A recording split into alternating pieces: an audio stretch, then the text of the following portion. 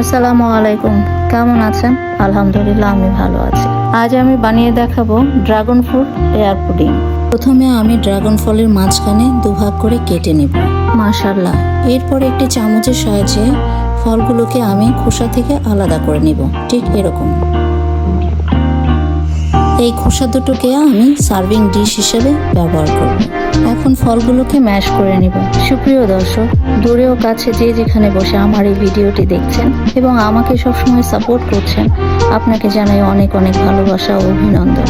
খেয়াল রাখতে হবে পেস্টটা যেন এরকমই হয়। এবার একটি পাত্রের মধ্যে ড্রাগন ফলগুলোকে দিয়ে আমি জাল করে নেব। দিয়ে দিব চিনি পরিমাণ মতো, আর দিয়ে দিব 1 চামচ আগার আগার পাউডার। এগুলোকে ভালো করে জাল করে নিয়ে নামিয়ে নিব।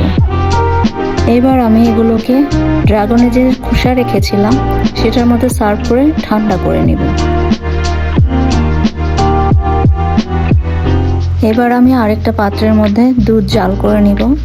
এর মধ্যে দিয়ে দিব 2 টেবিল চামচ গুঁড়ো দুধ, দিয়ে দিব 2 টেবিল চামচ চিনি ও 1 টেবিল চামচ কর্নফ্লাওয়ার। এগুলোকে একসাথে ভালো করে মিশিয়ে জাল করে একটা থিক ক্রিম তৈরি করে নেব।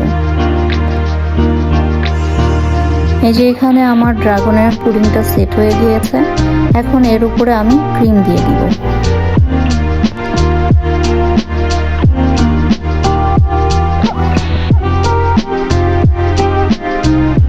ঠান্ডা হয়ে গেলে এর উপর কিছু পরিমাণ ম্যাশ করা ড্রাগন ফল দিয়ে দিব।